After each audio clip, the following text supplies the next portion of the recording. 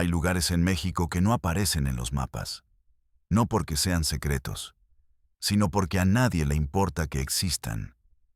Son manchas de olvido en la geografía de la indiferencia. Hoy vamos a uno de esos lugares, un puñado de casas perdidas en el agua y el calor de Tabasco. Un lugar llamado por los pocos que lo conocen, La Ciénaga. No es su nombre oficial. Es el nombre que le dio el pantano que lo devora lentamente. En La Ciénaga el tiempo no pasa, pesa. Se siente en el aire denso, cargado de humedad y de historias que nadie quiere contar.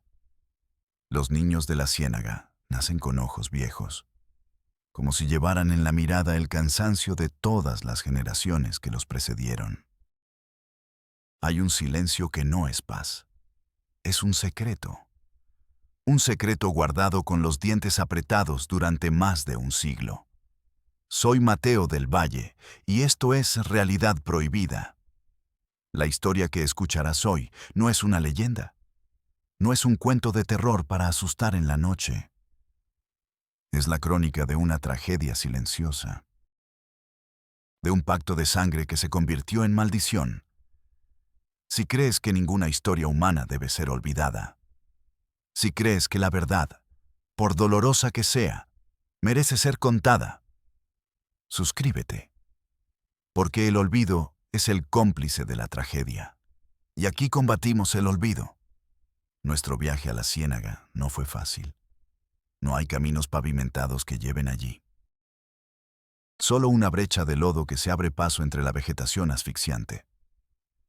El calor de Tabasco no solo se siente, se pega, se respira. El aire es espeso. Huele a tierra mojada y a flores que se pudren, a tiempo estancado. Los lugareños de las zonas cercanas bajan la voz cuando preguntas por la Ciénaga. Allá no vaya, te dicen. Esa gente es aparte. Dios se olvidó de ellos. Pero Dios no se olvidó de ellos. Fueron los hombres, los sistemas, la burocracia que prefiere archivar un problema antes que resolverlo. La primera vez que vi a alguien de la Ciénaga fue en un mercado a varios kilómetros de distancia. Una mujer joven, con un bebé en brazos. Su rostro era una máscara de porcelana frágil, hermoso y extraño a la vez.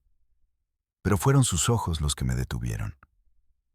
Unos ojos demasiado grandes, de un azul casi violeta, que parecían mirar a través de las cosas, a través de mí.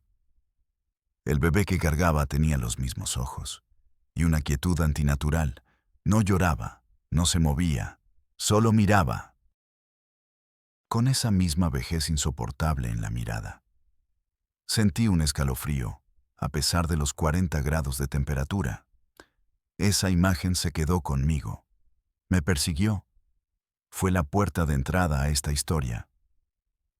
La historia de la Ciénaga no es un secreto para todos.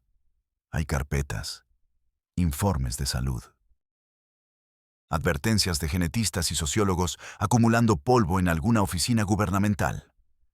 Alertas de los años 70, de los 80, de los 90, cada una archivada con una nota. Caso cerrado por falta de seguimiento. Población no cooperativa. Sin presupuesto asignado. El sistema no falló. El sistema decidió no actuar. Decidió que la gente de la Ciénaga no valía el esfuerzo. Que su dolor era un problema de ellos. Un problema local. En la Ciénaga, el amor y la sangre se mezclaron hace mucho tiempo. Se mezclaron hasta volverse veneno. Una comunidad fundada sobre un tabú, sobre la necesidad de sobrevivir en el aislamiento. No. Un pacto de silencio que ahora se paga con vidas deformes, con mentes rotas, con un dolor genético que se hereda como el color de los ojos. Esta es la historia de los matrimonios prohibidos y de los hijos de ese pacto. Bienvenidos a la Ciénaga, el lugar donde todos son familia. Literalmente, nadie llega a la Ciénaga por elección. Se llega por obligación o por un error en un mapa burocrático. El doctor Ricardo Benavides llegó por ambas razones. Tenía 25 años. Toda la soberbia y el idealismo que caben en un título de médico recién impreso. Quería cambiar el mundo, o al menos un pequeño rincón de él. La Secretaría de Salud lo envió a uno de los consultorios más remotos del estado. Su servicio social, un trámite, un año de su vida a cambio de una cédula profesional. El papel que le asignaba su destino decía, Comunidad de San Lorenzo. Pero cuando llegó, el letrero de madera podrida a la entrada del caserío decía otra cosa. La Ciénaga. El consultorio era una caja de cemento devorada por la humedad. Las paredes sudaban moho. El olor a antiséptico barato luchaba por imponerse al del pantano. Una batalla perdida. Ricardo sintió que el calor le robaba el aire. Lo recibió una enfermera, doña Elvira. Una mujer de 60 años, con la piel curtida por el sol y el escepticismo. Había visto a muchos doctores como él, jóvenes, llenos de energía, y los había visto irse, un año después, con la mirada vacía. Derrotados no por la enfermedad, sino por el silencio. «Bienvenido, doctor», dijo sin sonreír. Sus ojos no le dieron la bienvenida. Le advirtieron. Los primeros días fueron de una calma extraña. Niños con gripe. Ancianos con dolores de huesos. Jornaleros con cortes infectados. Ricardo recetaba, curaba, escuchaba. Pero algo no encajaba. Las familias. Todos parecían tener un aire en común, los mismos pómulos altos, la misma piel pálida, casi translúcida. Y los ojos. Esa mirada azul, casi violeta, que se repetía de rostro en rostro. Una belleza inquietante. Una marca genética demasiado insistente. Empezó a revisar los archivos, carpetas amarillentas, desordenadas, nombres, fechas, padecimientos y apellidos. García, Pérez, Sánchez, Hernández. Y de nuevo, García. Y otra vez, Pérez. Los mismos 4 apellidos se entrelazaban en cada acta de nacimiento, en cada certificado de defunción. Padres, tíos, primos. El árbol genealógico de la Ciénaga no era un árbol. Era un nudo ciego, un círculo cerrado. Le preguntó a Elvira. ¿Aquí todos son familia? La enfermera se encogió de hombros mientras acomodaba unas gasas. Así son las cosas aquí, doctor. Su voz era plana, una pared. No pregunte mucho, a la gente no le gusta. Pero Ricardo era médico. Preguntar era parte de su trabajo. Observar, diagnosticar. Y lo que estaba diagnosticando no era una enfermedad, era una herencia. La confirmación llegó una noche de lluvia torrencial.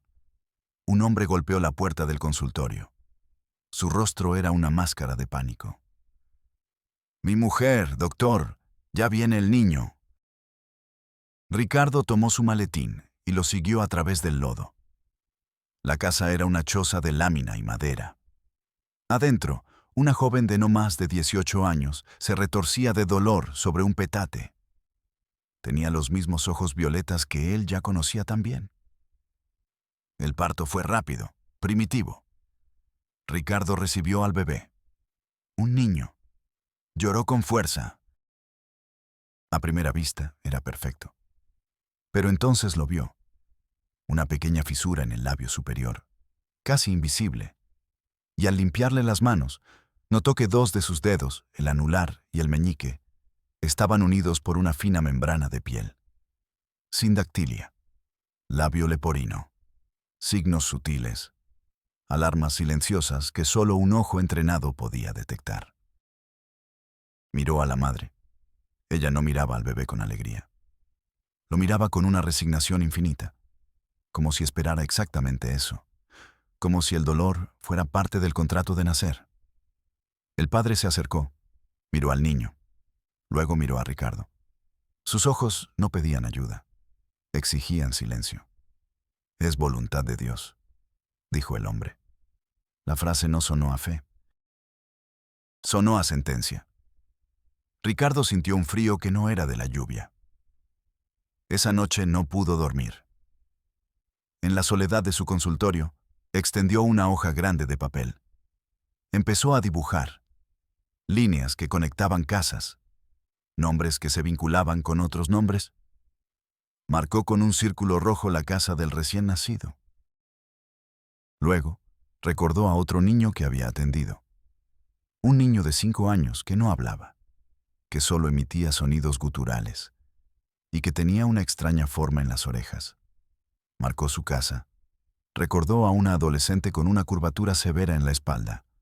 Marcó su casa. García, Pérez, Sánchez. Las líneas se cruzaban, se enredaban.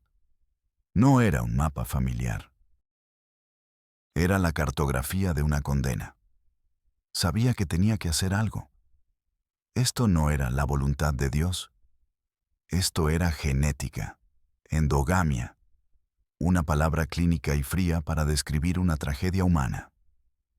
Al día siguiente, llamó a la jurisdicción sanitaria en la capital del estado, consiguió el número del jefe de epidemiología. Esperó 10 minutos en la línea, escuchando una música de espera insoportable. Finalmente, una voz cansada respondió: «Diga». Ricardo se presentó. Explicó dónde estaba. Empezó a describir lo que había visto. El patrón de apellidos. Los defectos congénitos. La voz al otro lado lo interrumpió. «Doctor Benavides, ¿ya cumplió con las metas de vacunación de este mes?» «Sí, pero eso no es lo importante ahora.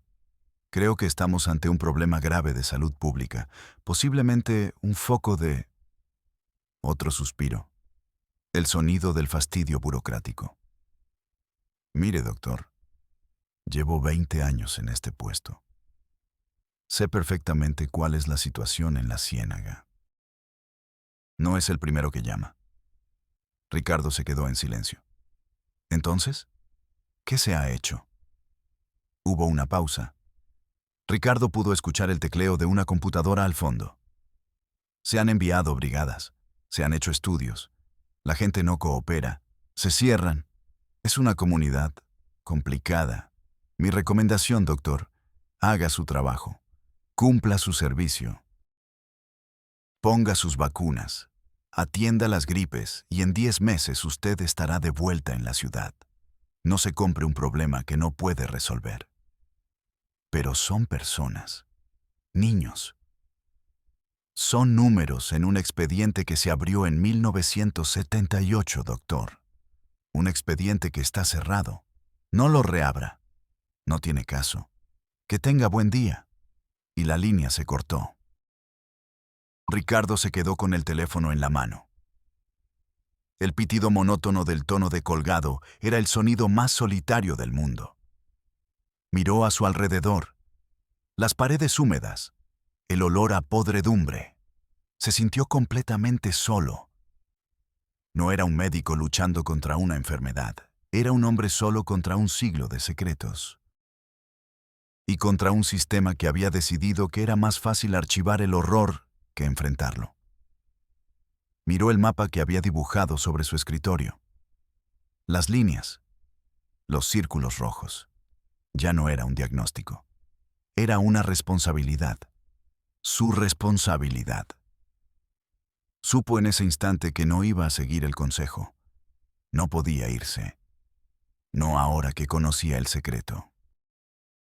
El silencio de la ciénaga ya no era ajeno. Ahora también le pertenecía.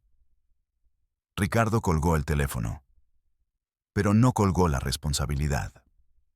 La voz del burócrata se quedó resonando en su cabeza. Un expediente que se abrió en 1978. 4 décadas. 4 décadas de informes, de advertencias ignoradas, de vidas que se convirtieron en papel archivado. Empezó su propia investigación. Silenciosa, clandestina. Sabía que no podía hacer preguntas directas. El muro de silencio era demasiado grueso, así que aprendió a observar, a escuchar lo que no se decía. Fingía hacer censos de vacunación para poder entrar a las casas. Llevaba un registro meticuloso, no de enfermedades, sino de silencios, de habitaciones cerradas, de miradas que se desviaban cuando preguntaba por un miembro de la familia que nunca salía. El horror no se reveló de golpe. Se fue filtrando, gota a gota, como la humedad que manchaba las paredes del consultorio. Una tarde, lo llamaron de la casa de los Sánchez. «El niño tiene fiebre», le dijo la madre por la mañana. Pero su voz temblaba. No era la fiebre lo que la asustaba. Cuando Ricardo llegó, la casa estaba en penumbra, a pesar del sol brillante de afuera. Olía a encierro, a ropa guardada por mucho tiempo. El niño, de unos 8 años, estaba en una hamaca. Tenía una gripe común. Ricardo le dio un medicamento. Pero mientras lo hacía, un sonido llegó desde el fondo de la casa. Un gemido bajo, monótono, casi animal. La madre se tensó. «Es el viento», dijo demasiado rápido. Ricardo la miró a los ojos. Por primera vez, vio una grieta en la muralla de resignación. Vio miedo puro. «¿Hay alguien más aquí?», preguntó con suavidad. La mujer negó con la cabeza. Sus ojos se llenaron de lágrimas. El gemido volvió a sonar, más largo esta vez. Un lamento sin palabras. Ricardo se levantó. «Voy a ver». «No, doctor. Por favor». Su súplica era un susurro roto. Él caminó hacia el fondo de la casa, hacia una puerta de madera cerrada con un pasador por fuera. El olor era más fuerte allí, dulce y rancio. Corrió el pasador. La puerta se abrió con un quejido. La habitación no tenía ventanas. La oscuridad era casi total. Solo un rayo de luz se colaba por una rendija del techo. Y en ese rayo de luz, sobre un colchón sucio, había una forma humana. No era un niño. No era un hombre. Era algo intermedio. Un cuerpo de unos 20 años, pero pequeño, contraído. Las piernas dobladas en un ángulo imposible, los brazos pegados al pecho. La cabeza era grande, desproporcionada. Y los ojos, los mismos ojos violetas de la ciénaga. Pero estos estaban vacíos. No miraban nada. No había reconocimiento. No había conciencia. Solo un reflejo de la luz miserable que entraba. La criatura emitió otro gemido. Ricardo se quedó paralizado en el umbral. El aire era irrespirable. Sentía que el corazón le martilleaba en la garganta. La madre sollozaba detrás de él. «Se llama Ángel», susurró ella. «Es mi primer hijo. Nació así». Ricardo se obligó a entrar. Se arrodilló junto al colchón. La piel de Ángel era suave, casi transparente. Nunca había estado bajo el sol. Extendió la mano para tocar su frente. Estaba ardiendo. Tenía una infección, probablemente una neumonía. Pasó la siguiente hora trabajando en silencio, poniendo una vía, administrando antibióticos, limpiando el cuerpo frágil. La madre lo observaba desde la puerta, sin decir una palabra, como si estuviera viendo un ritual prohibido. Cuando terminó, salió de la habitación y cerró la puerta. Se quedó un momento en silencio. «¿Hay más?», preguntó sin mirar a la mujer. Ella no respondió, pero su silencio fue una respuesta. Afuera, el aire de la ciénaga le pareció puro, fresco. Se apoyó contra un árbol de ceiba y vomitó. No fue la imagen de Ángel, no fue la deformidad, fue el olor a secreto podrido, a resignación convertida en rutina. Sus manos temblaban sin control. El sabor del miedo era metálico en su boca. Esa noche, Ricardo entendió. Los niños que veía en el consultorio, con sus pequeñas malformaciones, ellos eran los afortunados. Los casos leves, los normales, los casos graves, los ángeles, estaban ocultos, guardados, protegidos de la vergüenza y de la piedad del mundo exterior. Eran el corazón oscuro del secreto de la ciénaga. Empezó a identificar las señales. Las familias que nunca recibían visitas, las casas con una habitación siempre cerrada. Escuchaba los eufemismos que usaba la gente. Está delicado. Es muy tímido. Dios se lo llevó en vida. Descubrió que casi cada una de las familias fundadoras tenía uno. Un guardado. Un hijo, un hermano, un nieto. Una vida entera vivida en una habitación oscura. Una existencia reducida a un sonido, a un olor.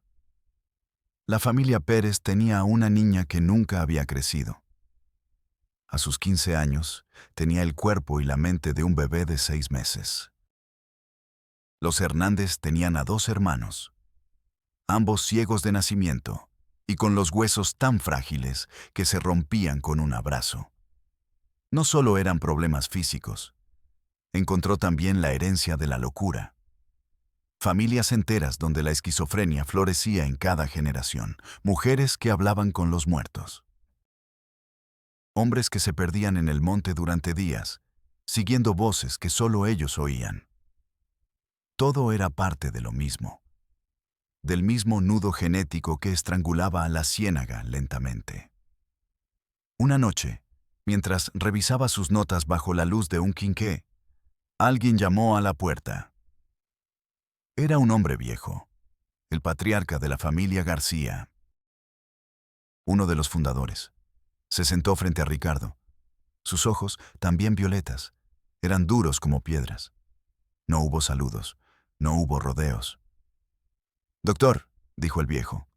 Su voz era grave, como el rumor del pantano. «Usted es un buen hombre.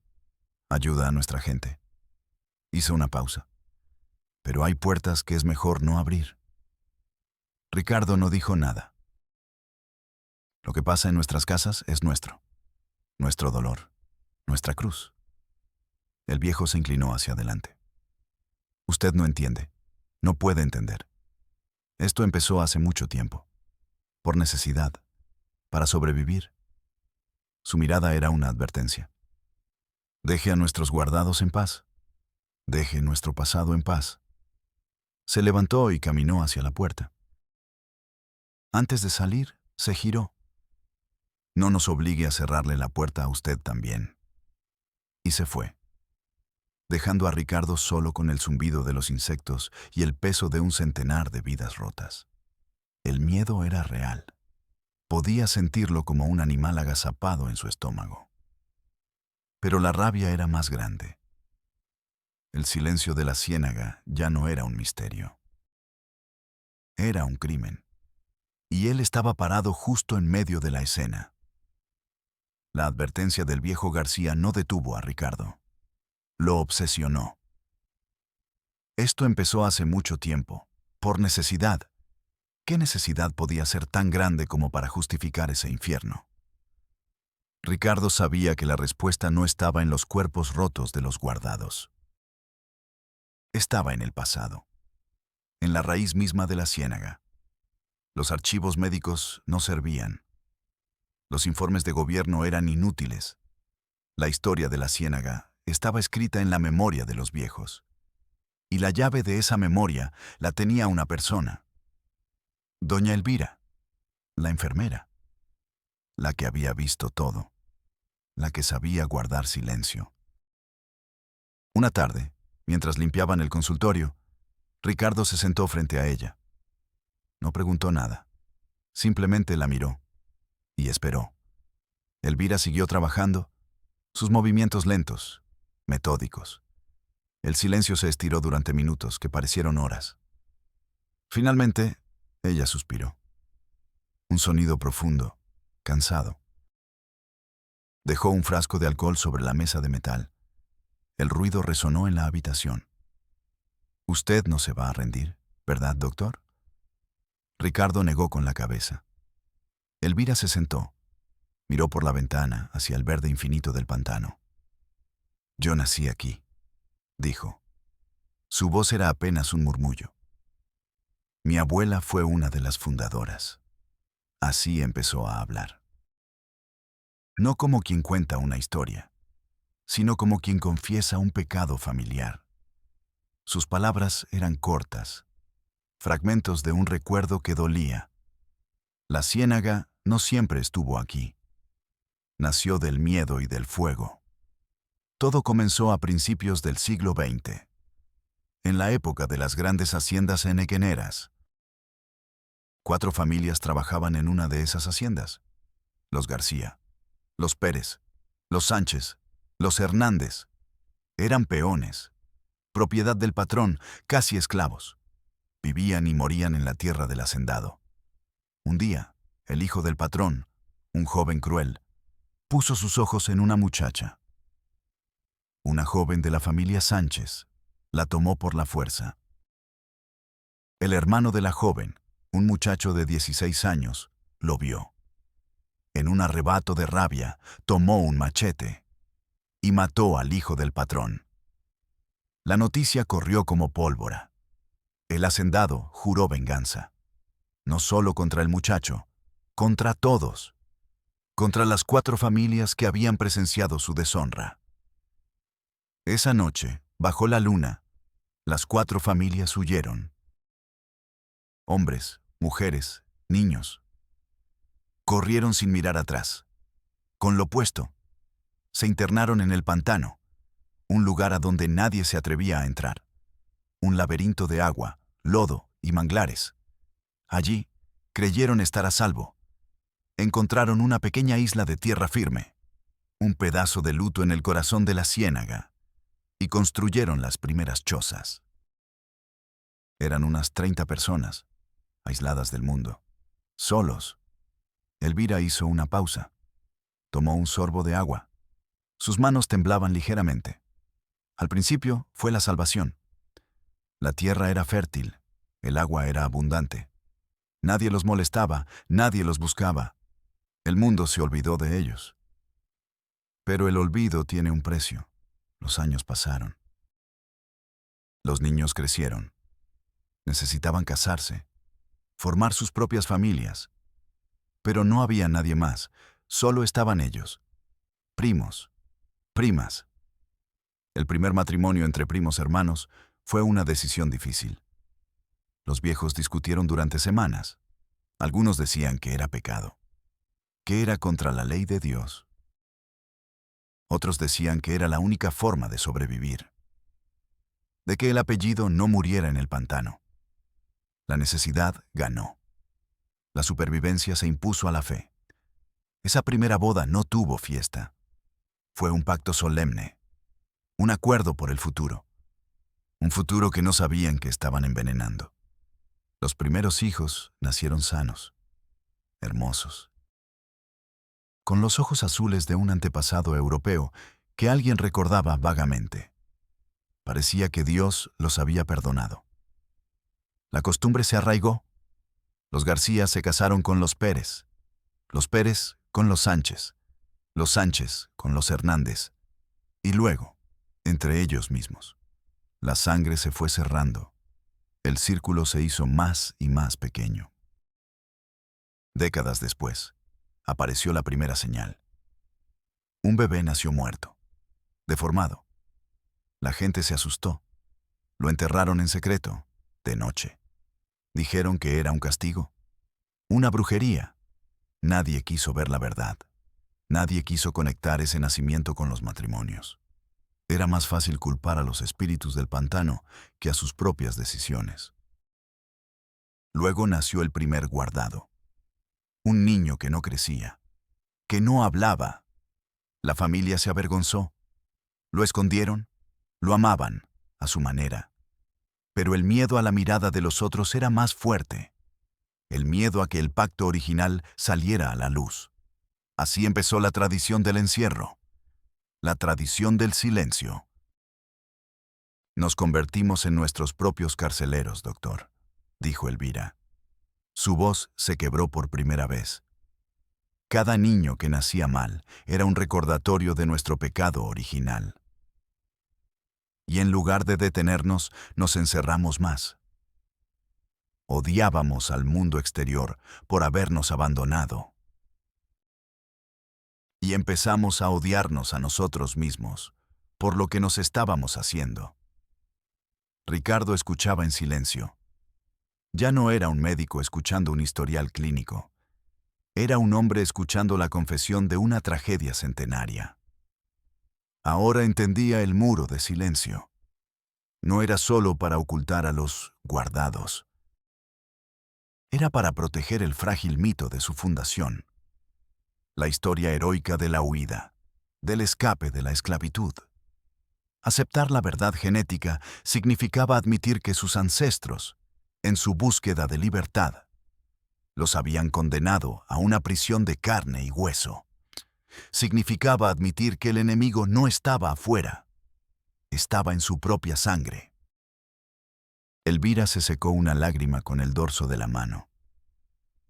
Usted cree que somos monstruos por esconder a nuestros hijos. Pero cada vez que una madre encierra a su hijo, está encerrando también su propio corazón. Es un acto de amor y de vergüenza. Es todo lo que conocemos. El sol se estaba poniendo. Tiñó el pantano de colores naranjas y violetas. Los mismos colores de los ojos de la ciénaga. Ricardo miró por la ventana. Vio a un grupo de niños jugando en el lodo, riendo, y en sus rostros vio la belleza y la maldición entrelazadas.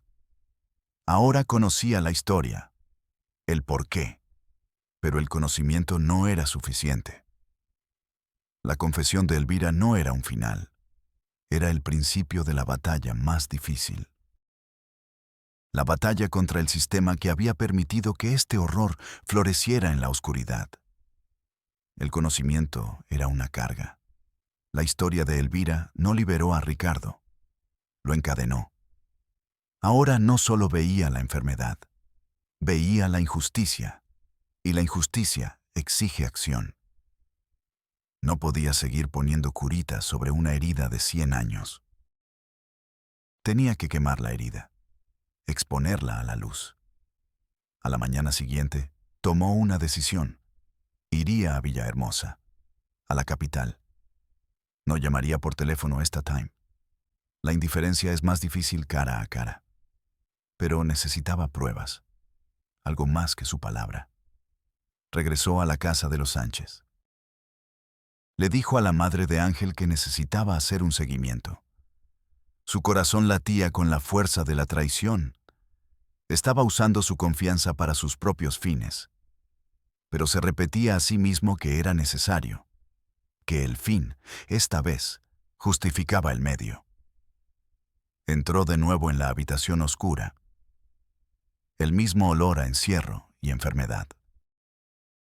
Pero esta vez, llevaba una cámara. Una pequeña cámara digital que guardaba en su maletín.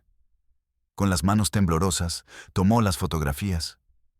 El cuerpo contraído de Ángel, sus piernas torcidas, sus ojos vacíos. Cada clic de la cámara sonaba como una profanación. Se sintió como un ladrón, un violador de tumbas. Pero la rabia era más fuerte que la culpa. Hizo un informe detallado. Frío, clínico. Describió la endogamia, la herencia genética, el patrón de malformaciones. Añadió la historia que le contó Elvira. Lo metió todo en un sobre grande y amarillo. Un sobre lleno de la miseria de la ciénaga. Al día siguiente, le dijo a Elvira que tenía que ir a la ciudad por suministros. Ella lo miró. Sus ojos sabían que mentía. Vaya con cuidado, doctor, dijo. El lodo de aquí se pega a los zapatos. El viaje a Villahermosa fue un viaje a otro planeta. Dejó atrás el silencio del pantano y entró en el ruido de la civilización.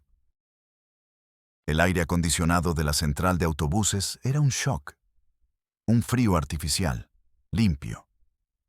El opuesto exacto al calor húmedo y vivo de la ciénaga. Su primera parada fue la Secretaría de Salud del Estado. Un edificio de cristal y acero que brillaba bajo el sol. Le costó 1 hora y 3 secretarias diferentes conseguir una cita. El licenciado Rivas lo puede recibir 5 minutos. El licenciado Rivas era un hombre de unos 50 años. Traje impecable. Manos cuidadas. Su oficina olía a café caro y a nada más. Ricardo se sentó frente al escritorio de caoba pulida. Sacó sus papeles, sus fotos. Empezó a hablar. Habló con la urgencia de quien ha visto el infierno. Describió a los guardados. Describió a Ángel. Puso las fotografías sobre el escritorio. El licenciado Rivas las miró de reojo, sin tocarlas, como si pudieran mancharle los dedos. Escuchó con una paciencia estudiada, asintiendo de vez en cuando. Cuando Ricardo terminó, hubo un silencio. Rivas juntó las yemas de sus dedos. Doctor Benavides, dijo con una voz suave, casi paternal. Admiro su pasión, de verdad. Pero este no es un asunto sencillo. Lo que usted describe es un problema sociológico profundo, cultural. No es algo que se pueda arreglar con una brigada médica. Ricardo sintió que una ola de frío le recorría la espalda. Pero son problemas médicos. Genéticos. Se puede hacer algo. Asesoramiento. Pruebas. Rivas sonrió. Una sonrisa vacía. Los presupuestos son limitados, doctor. Y francamente, intervenir en una comunidad tan cerrada, contra su voluntad, abriríamos una caja de Pandora. Se reclinó en su silla de cuero. Mi consejo es que termine su servicio social. Ha hecho un excelente trabajo de diagnóstico. Lo pondremos en su expediente. Pero hay batallas que no se pueden ganar. Tomó las fotos y los papeles. Los metió de nuevo en el sobre y se lo deslizó a Ricardo por encima de la mesa. Gracias por su tiempo, doctor. La audiencia había terminado. Ricardo se encontró en el pasillo, con el sobre en la mano. El sobre se sentía pesado, caliente, como si el dolor de la ciénaga estuviera a punto de quemar el papel. La rabia le cerró la garganta. Salió del edificio. El calor de la ciudad lo golpeó. Se sintió más solo que nunca. No se rindió. Si no era un problema de salud, era un problema de derechos humanos. Caminó hasta la oficina de la Comisión Estatal de Derechos Humanos. Otro edificio. Otra secretaria. Otra espera. Lo recibió una licenciada joven, con ojos serios y un traje sastre. Escuchó la historia con más atención que Rivas. Frunció el ceño al ver las fotos. Ricardo sintió una chispa de esperanza. Esto es terrible, doctor. Inhumano, dijo ella. Pero para que nosotros podamos actuar, necesitamos una queja formal. ¿Una queja de quién?, preguntó Ricardo. De las víctimas. ¿O de sus familiares directos? La familia de este joven, Ángel, ¿ha presentado una queja? ¿Han pedido ayuda? La esperanza murió. No. Tienen miedo. Se avergüenzan. La licenciada suspiró. Entonces, legalmente, nuestras manos están atadas. No podemos entrar a un domicilio privado sin una orden o una petición formal. Sería una violación de sus derechos. La lógica era perversa, absurda. El sistema protegía el derecho de una familia a esconder a su hijo en la oscuridad. Gracias por traer esto a nuestra atención, dijo la licenciada, poniéndose de pie. Lo tendremos en nuestro registro. Otra carpeta. Otro archivo destinado a llenarse de polvo. Ricardo salió de esa oficina sintiéndose un idiota. Se había enfrentado a un siglo de silencio en la ciénaga. Ahora se enfrentaba a un laberinto de reglamentos y estatutos. No sabía qué era peor. Su última esperanza era el DIF, la asistencia social. Los niños. La oficina del DIF era diferente, más caótica, más ruidosa. Olía a papel viejo y a problemas reales. Aquí encontró a Carmen Mendoza. Una trabajadora social de unos 40 años, con la mirada cansada pero todavía viva, no lo recibió en una oficina pulida. Lo escuchó en un pequeño cubículo abarrotado de expedientes. Cuando vio las fotos de Ángel, sus ojos se llenaron de lágrimas. «Dios mío», susurró. Fue la primera reacción humana que Ricardo había recibido en todo el día. Carmen tomó el sobre. «No le prometo nada, doctor. El sistema es lento y complicado. Pero esto no puede quedarse así. Voy a abrir un expediente. Voy a hablar con mi director». Por primera vez, Ricardo sintió que alguien estaba de su lado. Le dio su número de teléfono. Regresó a la ciénaga con una pequeña semilla de esperanza. Pasaron 2 semanas. El silencio. La esperanza empezó a marchitarse. Una tarde, mientras llovía, el teléfono del consultorio sonó. Era Carmen. Su voz sonaba derrotada, apagada. «Doctor Benavides, lo intenté». Contó que había presentado el caso, que había luchado, pero que había chocado contra un muro. Su superior la había llamado a su oficina. No la había regañado. Su tono fue peor. Fue condescendiente. Cuando Carmen regresó a la oficina con las pruebas, el superior le dijo, con la mirada perdida en un monitor: «Señora Mendoza, ahora esto es un caso de personas desaparecidas. Porque usted dice que están encerrados. No podemos verlos. Entonces están desaparecidos. Eso le corresponde a otra dependencia. Llene el formato 2B». Carmen se quedó en silencio al otro lado de la línea. Ricardo tampoco podía hablar. El sistema no buscaba justicia. Buscaba ordenar el horror en carpetas, clasificarlo, archivarlo hasta que fuera olvidado. «Lo siento, doctor», dijo Carmen. «De verdad, lo siento». Y colgó. Ricardo se quedó de pie en medio del consultorio, escuchando la lluvia golpear el techo de lámina. Era el sonido de la derrota. Había fracasado. El sistema no era un adversario al que se pudiera combatir con lógica o pasión. Era una máquina sin rostro. Una máquina diseñada para protegerse a sí misma. Diseñada para convertir la tragedia humana en un número de expediente. Se sentó en su escritorio. Apoyó la cabeza entre las manos. Sintió el peso de la ciénaga aplastándolo. El peso de Ángel, de Elvira, de 100 años de dolor silencioso. Y en medio de esa desesperación absoluta, tuvo una última idea. Una idea peligrosa. Si no podía hacer que el sistema funcionara, quizás podía romperlo. Recordó a un periodista que había conocido en la universidad. Un tipo cínico, ruidoso, que trabajaba para un periódico nacional.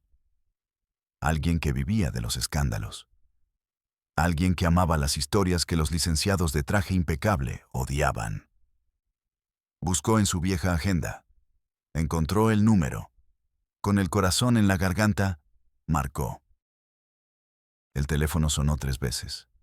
Una voz cínica y rasposa contestó. «Diga».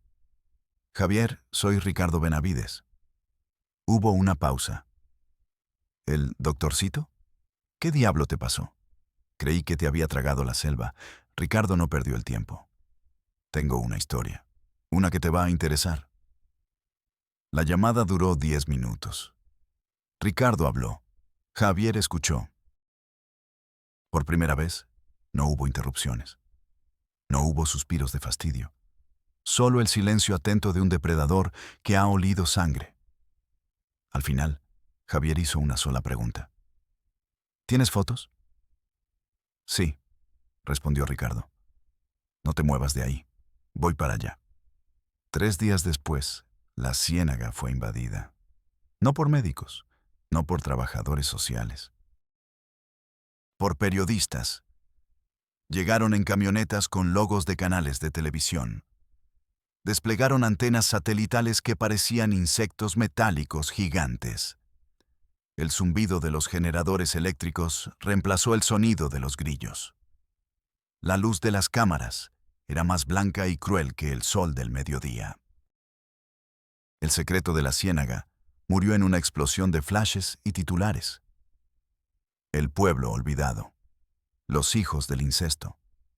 El horror secreto de Tabasco. El licenciado Rivas apareció en televisión. Su traje impecable, su sonrisa paternal. Habló de un caso lamentable y de una intervención inmediata. Prometió todo el peso de la ley y apoyo integral. La directora del DIRF dio una rueda de prensa. Anunció la creación de un comité de emergencia. Habló de rescatar a las víctimas. El sistema, que había sido sordo y ciego, de repente tenía una voz potente y una mirada penetrante. La máquina no se había reparado. Solo había aprendido a actuar para la cámara. Furgonetas blancas del sector salud llegaron a la ciénaga. Sacaron a los guardados de sus habitaciones oscuras. Ricardo vio cómo se llevaban a Ángel. Lo sacaron en una camilla, cubierto con una sábana. Por un momento, el sol le dio de lleno en la cara. Ángel cerró los ojos con fuerza. No por el dolor, por el asombro. Era la primera vez en 20 años que sentía el calor del sol en su piel. Su rostro no mostraba alivio, mostraba terror. Lo estaban rescatando, pero lo estaban arrancando del único mundo que había conocido. La comunidad no luchó, se quebró. Algunos lloraron en silencio, otros gritaron insultos a las cámaras. La mayoría simplemente se encerró en sus casas. El muro de silencio exterior se había roto, pero el muro interior se hizo más alto. A Ricardo lo llamaron traidor, Judas. La misma gente a la que había intentado ayudar ahora lo miraba con odio. Él no les había traído justicia, les había traído vergüenza. Una semana después, el servicio social de Ricardo terminó. Se fue de la ciénaga como llegó, con una maleta y un coche. Pero se llevaba algo más, el recuerdo de los ojos de Ángel, el sonido del llanto de su madre, el peso de una victoria que se sentía como una derrota. Hoy, la ciénaga aparece en los mapas de Google. Tiene una calle pavimentada y un nuevo centro de salud, moderno y vacío. Los guardados ya no están allí. Viven en instituciones del gobierno, habitaciones limpias, 3 comidas al día y la misma mirada perdida. Pasaron de una prisión de oscuridad a una prisión de paredes blancas. La comunidad sigue ahí, pero algo se rompió para siempre. El pacto que los mantenía unidos ahora es una herida abierta. Los jóvenes se van en cuanto pueden. Huyen de la sangre, de la historia. Solo quedan los viejos, esperando en silencio que el pantano termine de devorar sus casas. La maldición genética no ha desaparecido. Sigue latente en los genes de los que se fueron, esperando a florecer en otra ciudad, en otro tiempo. La ciénaga ya no es un secreto, ahora es un ejemplo, un monumento a la indiferencia, una prueba de que a veces la luz que llega demasiado tarde no ilumina, quema. Soy Mateo del Valle y nos vemos en la próxima Realidad Prohibida.